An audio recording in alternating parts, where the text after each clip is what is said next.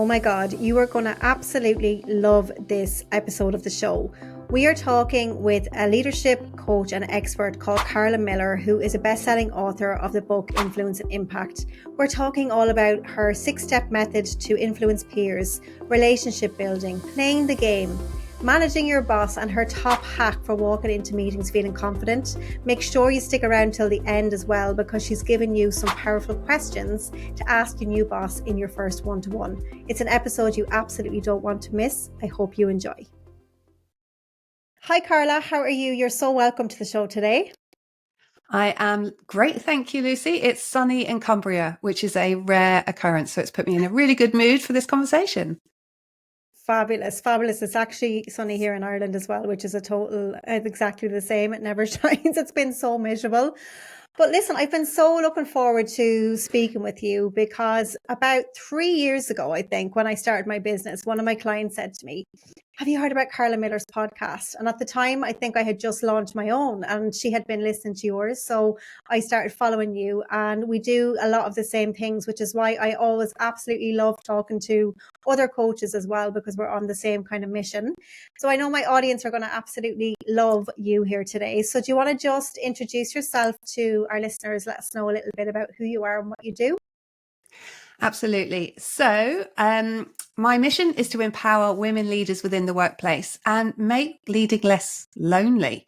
And that really comes from my own background. I was a director at 29. I used to work in the charity sector as a fundraising director, and I was managing large teams, lots of expenditure budget, lots of income budget, and spent my day in boardrooms with men in their 50s and 60s, or in meetings with my direct reports who were all a lot older than me.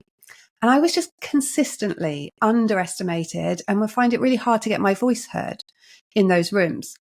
And as a result, it created quite a lot of self-doubt for me, imposter feelings, even though I could see I was getting these fantastic results.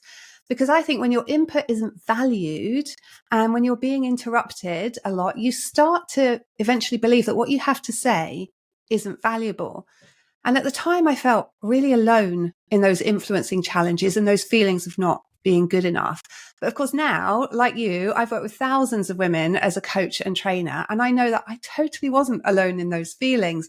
And that's one of the reasons I love bringing women together in groups to share experiences, because they'll quite often say after one session, they feel less alone and they understand that there is absolutely nothing wrong with them. And so that's what I love doing, helping women come together, share those experiences, understand the role that gender bias has on how they feel about themselves and how it's impacted their confidence, and then give them the skills to rebuild that confidence, to get their voices heard, and to just undo that damage that has been done. So I basically run a couple of training programs. I have my podcast, obviously, Influence and Impact for Female Leaders.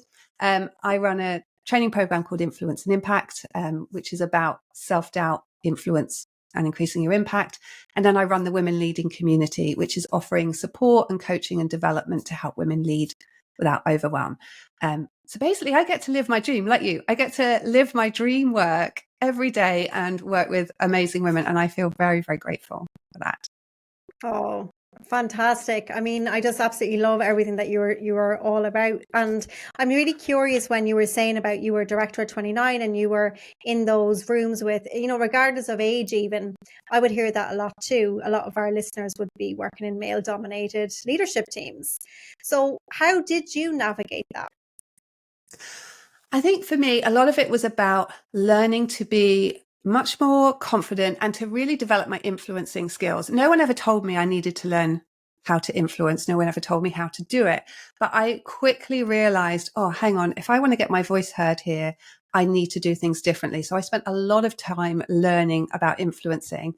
But one of my favorite tricks for anyone going into those situations is to think about what I call your personal leadership brand. So being intentional about the impression that you want to make on people in the room. Because if you don't, you can go in and maybe you've presented a report, you're getting some challenging questions and you start to feel a bit defensive, start reacting rather than responding. I know I used to do that all the time. But now I think beforehand, well, how do I want them to describe me when I leave the room? What qualities do I really want to bring? So I might decide I want to be seen as expert, as strategic, as a leader. And that then sets this subconscious filter that when I go to communicate, I think, well, am I coming across as an expert, strategic, a leader? And it helps me to show up more in that way. So you can do it with 3 words, or to keep it really simple, you could just do it with 1 word and go into that meeting and think, how do I want to be perceived? And it just changes how you show up. I had a client who, she worked in consulting, and she had a really challenging client who would just override her all the time and never really listened to what she was saying. And she said, I just want her to recognize me as the expert I am. So I said to her, right, this is the word you focus on. When you go into that meeting, you are the expert. Remind yourself of that, own that.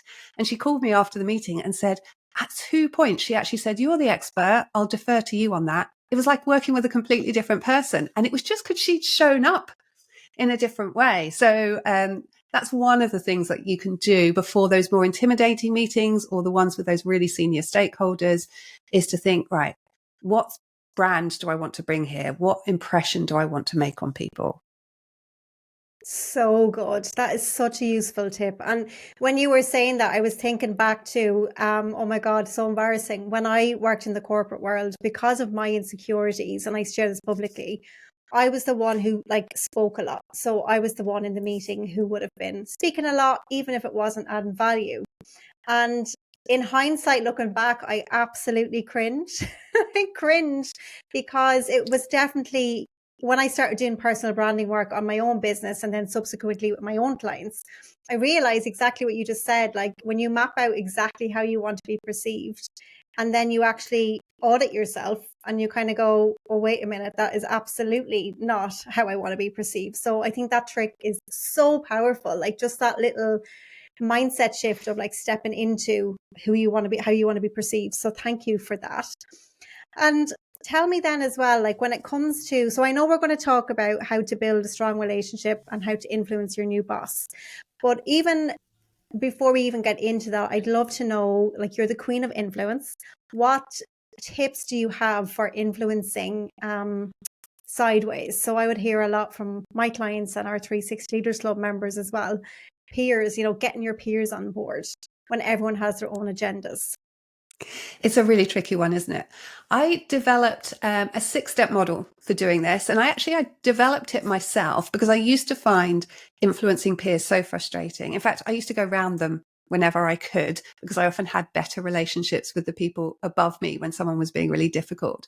But I developed the 6-step model, shared it with clients, works really well, and then discovered that there's a very academically proven 9-step version. So I'm like, okay, I'm going to stick to 6 steps, but it's good because it keeps the essence of something academically proven. So for me, I think when we think about influencing sideways, we often think it's about persuading people to see things the way we see them. Like, often we get entrenched in situations where we think we're right and they're wrong. And I encourage people to think about influence completely differently. It's more about building a relationship where you can problem solve together. So I do like to think of it more as win-win rather than a zero-sum game. So the 6 steps are essentially, step 1 is to build your relationship with someone, because if they like you, they're more likely to pick up the phone, answer your email, go in a room with you, give you the benefit of the doubt when they think that you've done something wrong or that you're not right. So start by building that relationship. You don't have to be their new best friend, but I have gone into organizations and deliberately identified those key stakeholders in other teams that I'm going to be working with closely and taken them out for lunch or taken them for a coffee and got to know them, to be really proactive about that. So step 1 really builds you up for step 2, which is to understand them.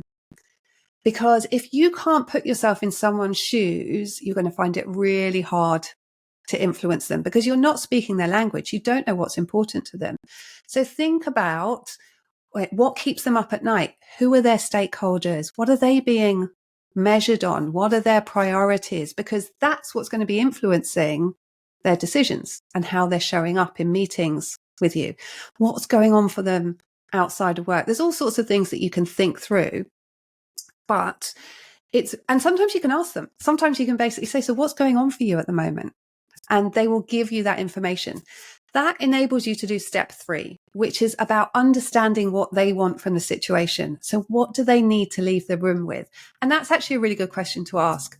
For this meeting to be a success for you, what do you need to leave with? Because then you can understand what's important, what might be a deal breaker for them. So that's step 3. Step 4 is to know what you want.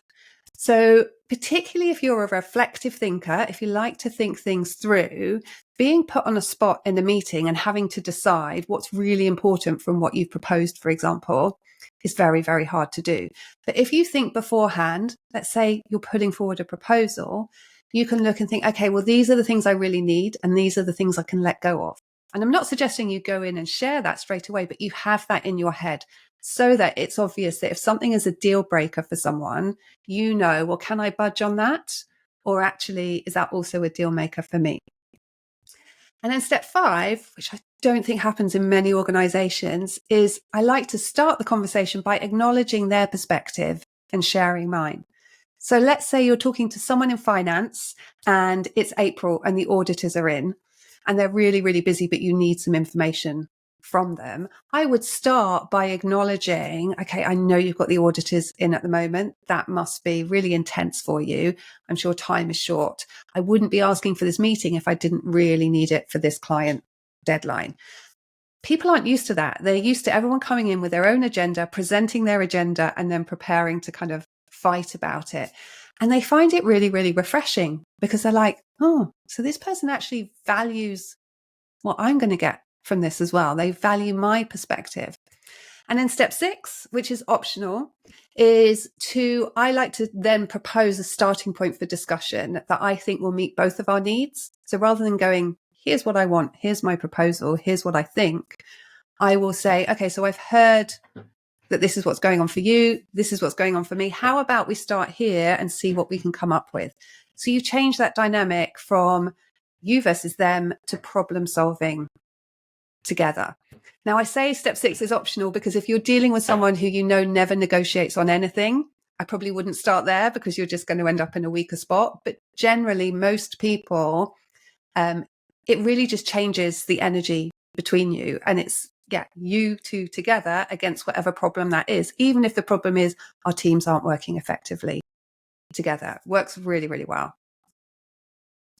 Absolutely love that. So powerful. Love a good framework, Carla. So I'd love to ask you then, right? Like, you're absolutely right. Like, we are not taught this in school, first of all. So how the hell would we ever know how to do this? It's that kind of coaching approach, isn't it, that you and I would know very well.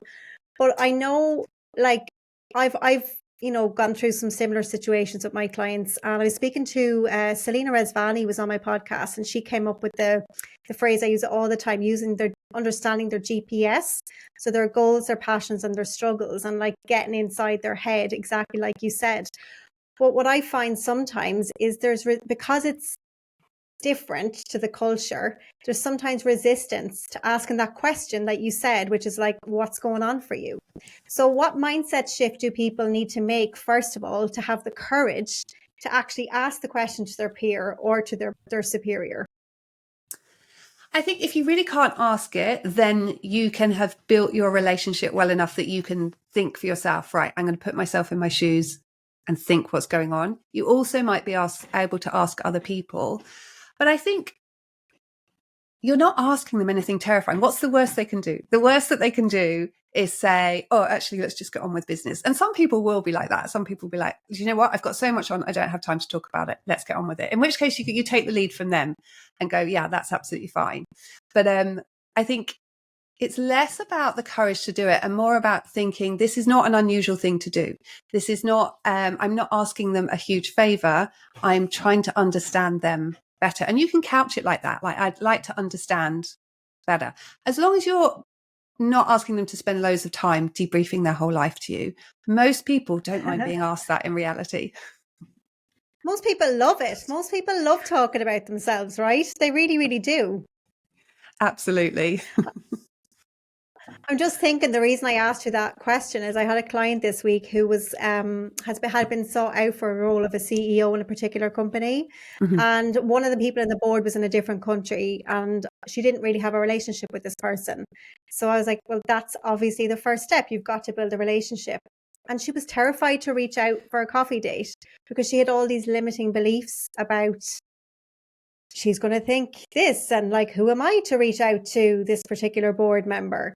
But in the end, she did.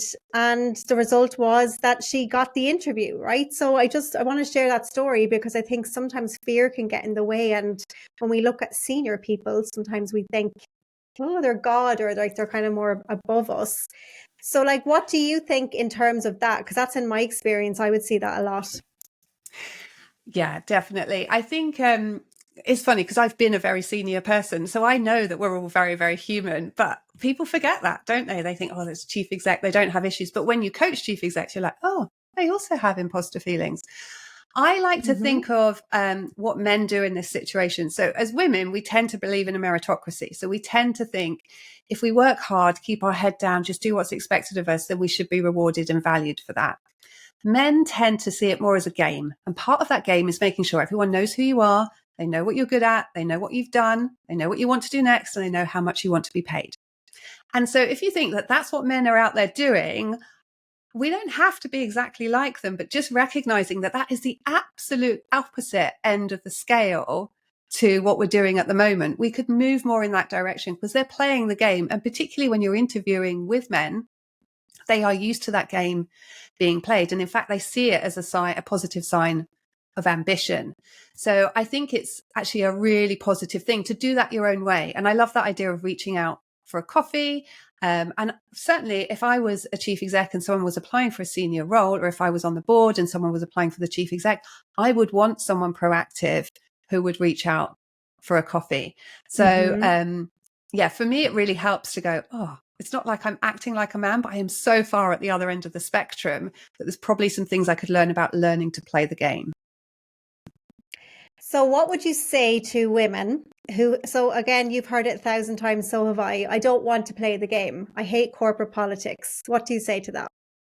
I think it's about playing the game your way, because to some extent, everything is a game.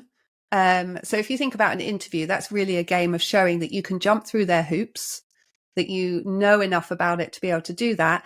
And then once they offer you the job, then the power is all back in your court, and then you get to set the rules yourself. So I used to think of it as internal politics. Now I think of it as influencing.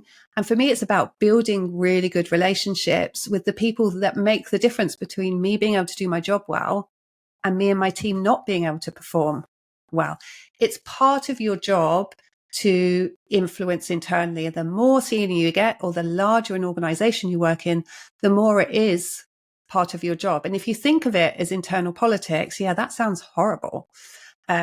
No interest in that whatsoever. But if you think of it as influence and navigating internally to get things done, it's really useful. And I think what we see in the more strategic leaders is they are investing some of their time in building those strategic relationships, not necessarily for themselves, for their team. And that's how I do it. I am ambitious for my team. I've never been like hugely ambitious myself, but it was about, well, if I don't have a relationship with the director of finance, my team are not going to be able to deliver what they need to deliver. So I need to go and have that conversation. And that kind of leads me to another tool, actually, which is the idea of the cloak of authority. So when I had to have conversations that Carla, the person, did not want to have, so I hate conflict, tension, I hate asking for stuff as well, and I hate asking for help, all of these different things.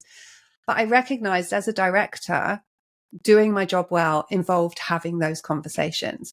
And so I would think of my job title like a cloak of authority. At the time, and I'm totally aging myself here, Harry Potter films were on at the cinema. And in the first one, I just rewatched it with my 7-year-old or 6-year-old. He has a cloak of invisibility. And I was like, I need a magic cloak of my own to make me feel capable of having these conversations that I just don't want to have. And so before I went into the challenging conversations, I would imagine putting on my cloak of authority, reminding myself, Carla, the director, needs to have these conversations and needs to have them in a really confident, clear way. Now, you can do what you want with your cloak. It could be another item of clothing. I've got clients who actually, it's like bright red lipstick. I've got a male client, he's got lucky pants that he wears. It could be anything at all. But I think it's something that gives you a sense of agency, something that reminds you, I can do this. It's my job to do this. It isn't about me as a person at all. This is about me doing my job. Wow.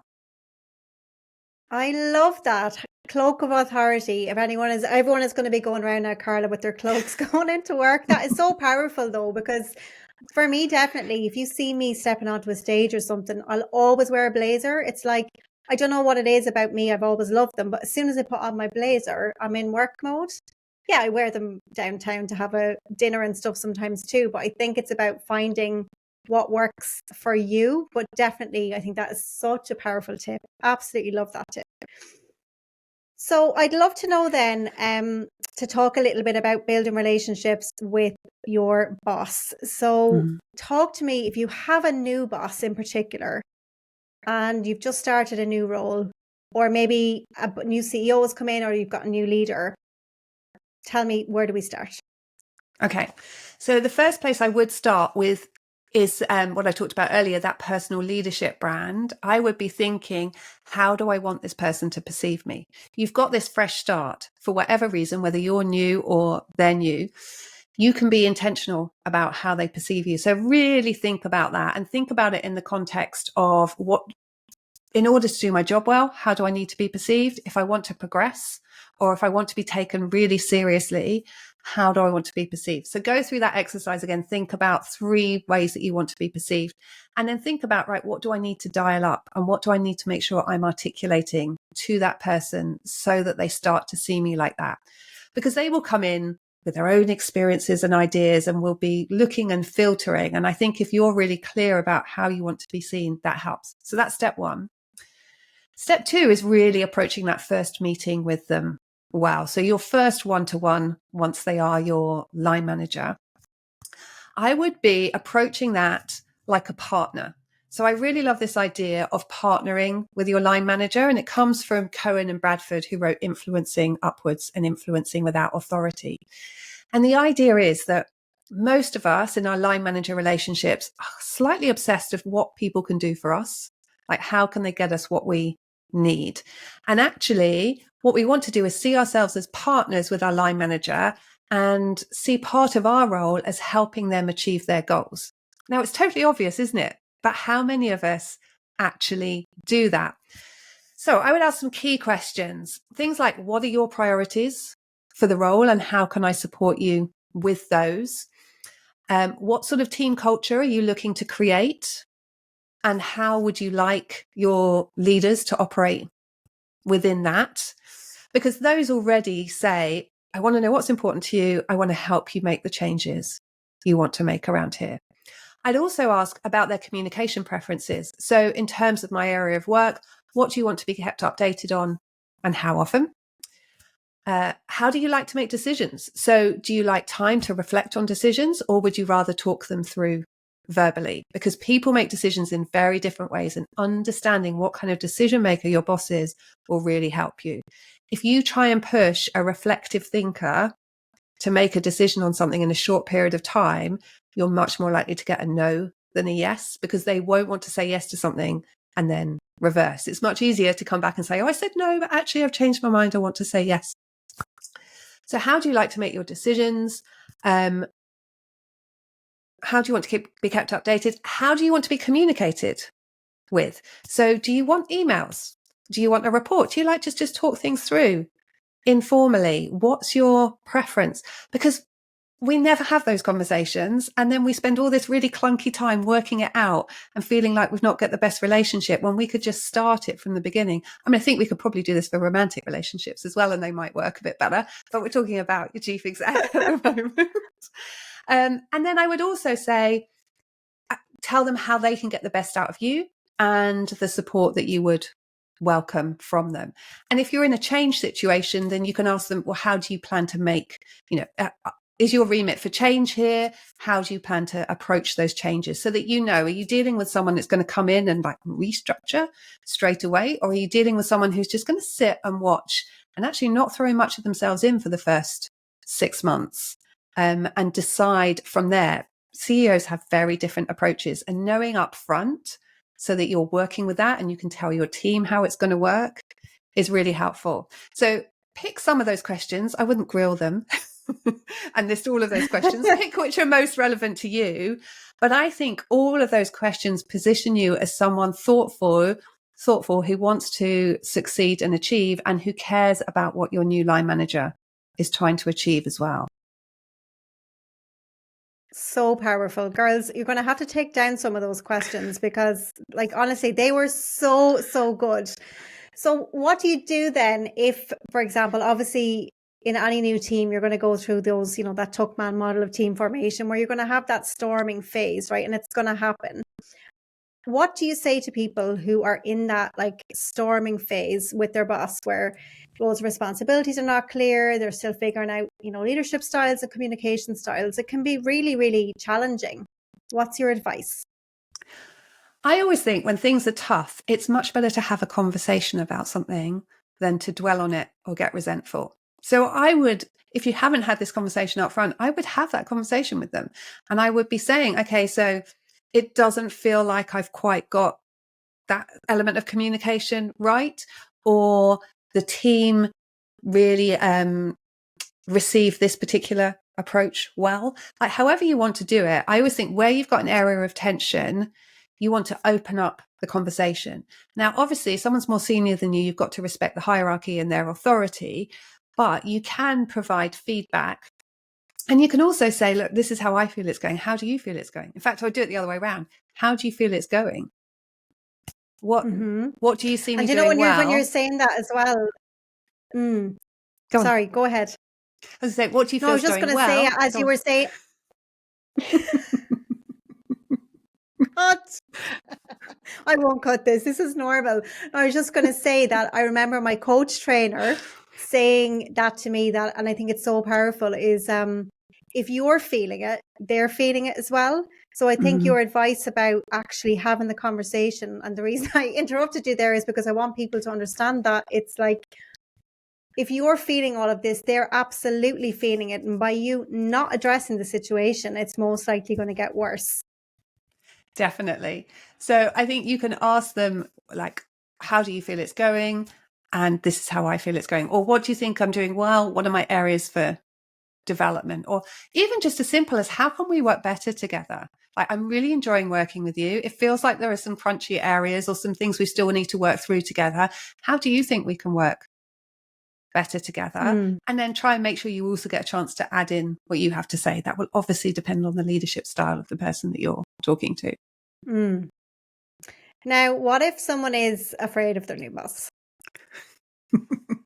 And they don't have the, it's very easy for us to say, go and have the conversation. But we've all been there with bosses where we see this big authoritative figure who sometimes shouldn't be in a leadership role, and they're trying to navigate that. Would you recommend the same approach or something different?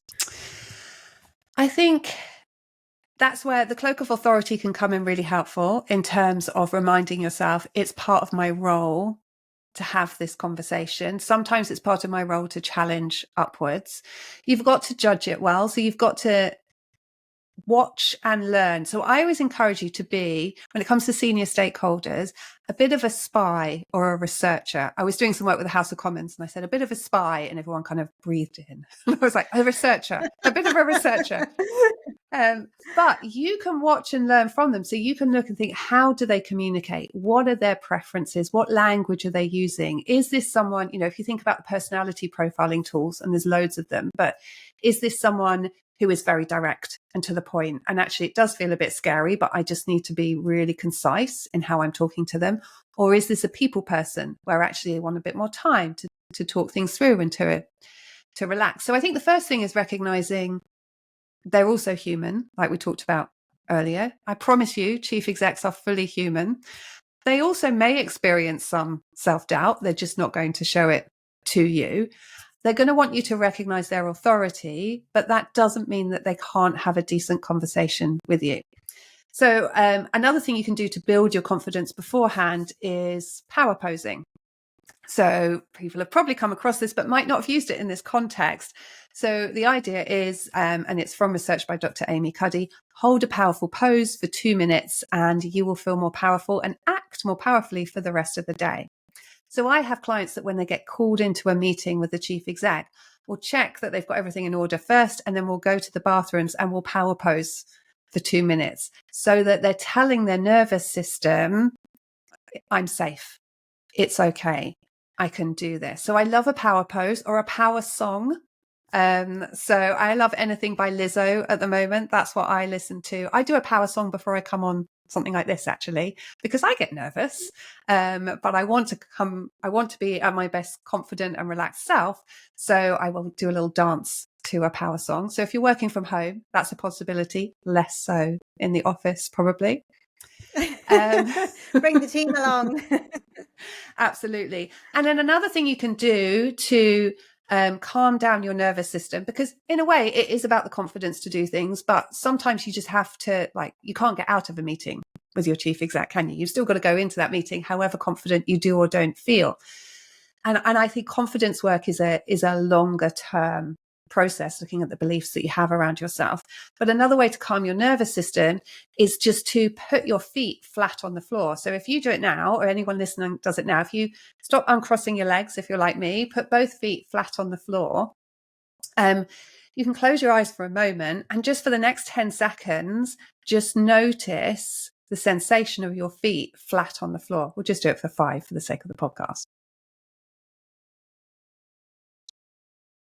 And then imagine that you're like a tree and you've got these deep roots coming out from the bottom of your feet and going down deep and wide into the earth, really grounding you.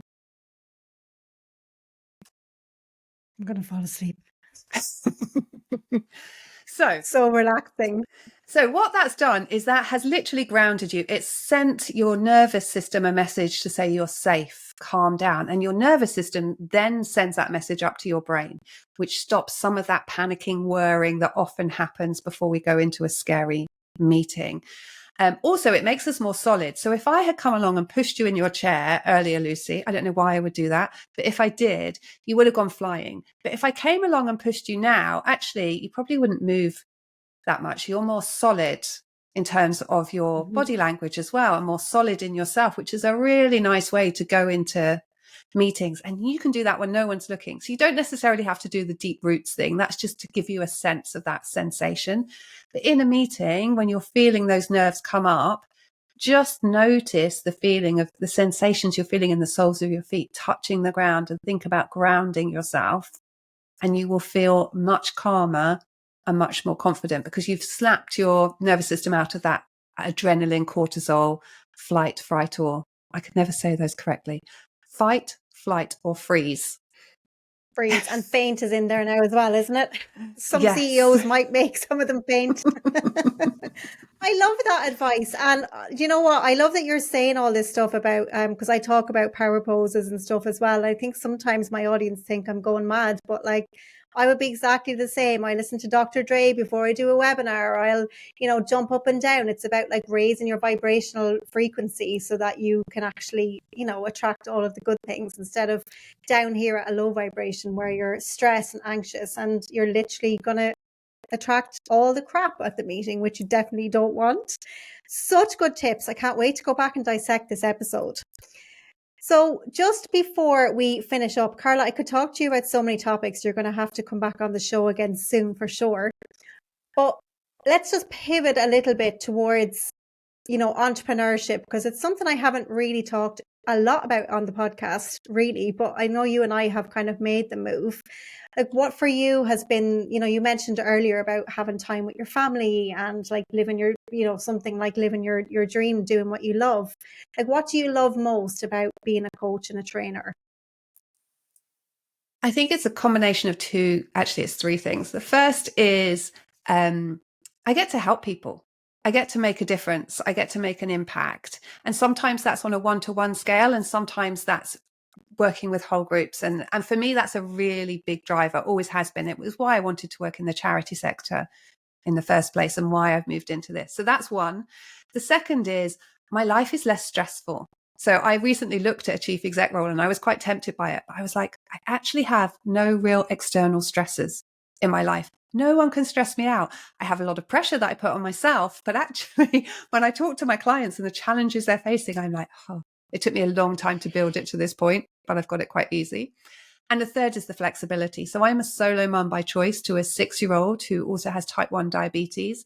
And that is time consuming. And being there for him and keeping in control of life, the flexibility is really helpful, particularly because I work a lot virtually. So I can go and pick him up from school. I can drop him off every day. I can deal with the school on all the issues to do with diabetes. So for me, it's perfect. I don't think it's the right move necessarily for everyone. And I loved leading and I miss leading a team. But for me, where I am in my life right now, it works perfectly. Yeah, amazing. So if anyone is thinking about making the leap, like it is absolutely possible. I'm the same, like the flexibility, being there around for the family, doing what you love. Accountable though to a lot of clients instead of one boss. That's the only thing, but nobody calling the shots, which is just, yeah, I hear you on that one. So I wanted to ask you as well, and I'll stop grilling you. I feel like I'm grilling you with questions today, but you're very successful. You've been very successful in your leadership career, and you've now built a really successful business that's making a huge impact in the world. What would you say is your top success habit? I think it's this idea of radical responsibility. And I didn't have a name for it when I was doing it years ago. But one of the things that made me very successful in the workplace was I could never just sit and complain about a problem. I always had to look at, well, how can I play a role in making it better? So we weren't getting what we needed from the finance team. I would gather the information and go and talk to the finance team. We wanted to pitch for a £5 million partnership and we didn't have an organizational strategy. I went to the chief exec and said, look, we really do need to visit the strategy. Can I play a role in doing this? I wasn't doing any of that to get promoted. I was doing it in order to solve the problems that were getting in my way. And I think that being a problem solver, I think when you're a leader, you don't really get to sit in that place very long of thinking it's rubbish and this is frustrating, because what you have is the ability to change things. And that's the leaders, the ones that are superstars. When I used to interview people, I was a recruitment consultant and ran a recruitment company for a couple of years as well. The people that stood out were those that had this radical responsibility. They'd taken on extra, not even extra work, but they'd had the initiative. Sometimes it's about getting someone else to do it, but it's about seeing problems and solving them. So I think for me, that's what got me promoted then. I think what's helped me to be, I still don't think of myself as successful enough in the world of coaching, but I guess when you look at the benchmarks, maybe I'm doing okay. But for that, I think it's two things. It's about being myself. So when I first started coaching and training, I tried to be like corporate enough.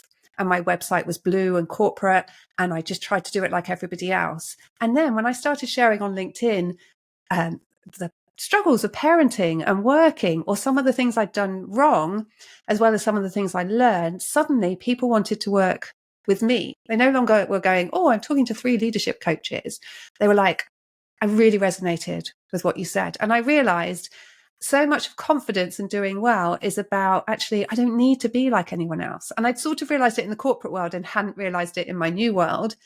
Actually, I just need to be me and really authentically me, and show that you do not have to be perfect or have everything sorted to be really flipping good at whatever it is you do, whether you're in the workplace or whether you're running your own business. So I think that, and being driven by wanting to make a difference. So would I like to make loads of money? I would, but it's really not a big driver for me at all. It doesn't really feature on my goals. For me, it's about how do I increase my impact and how do I make the most difference? That's my main driver. And I think that really helps. Amazing. Amazing. I love that. And I think it is, you're so right about the personal, from a personal brand perspective, people buy from people buy ideas from people, people buy services from people. And I think I was exactly the same, except I was like a rebel coming out of corporate world. I built my website. It was like full of pink. I was in a pink suit because I was like, I'm not going to be corporate anymore. And now I've kind of toned it back a little bit. My rebellious stage is over. But I think what you said though, around not being perfect and sharing your vulnerability too is something that all leaders can learn from, for sure. So final two questions. What does success, balance and happiness mean to you? I think doing good work well and being there for the people that I love. Love it. And what's one piece of advice that you want our listeners to take away today? I think it's that be yourself. Like, you do not need to be a different person in order to be good at your job. And I think a lot of imposter feelings come from comparison, looking at others and going, that's what a senior leader should look like. And it's like, no, there is no one right way to be a senior leader. Don't be a crappy version of someone else. Be the best version of yourself.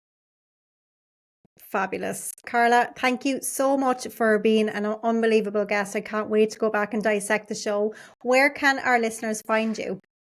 So come and find me on LinkedIn, or I would love you, since you are podcast listeners, to give my podcast a try. And Lucy will be coming on the show very soon. So it's called Influence and Impact for Female Leaders. We do fortnightly episodes, guests and practical ideas and strategies as well on all the sorts of things that we've talked about here. And thank you so much for having me, Lucy. Amazing. I really appreciate it. Of course. And guys, we will link Carla's, all her website and her podcast and everything in the show notes. So there's no excuse to go over and give it a listen for sure. Carla, thank you again for being here. I'll talk to you again soon. Thanks.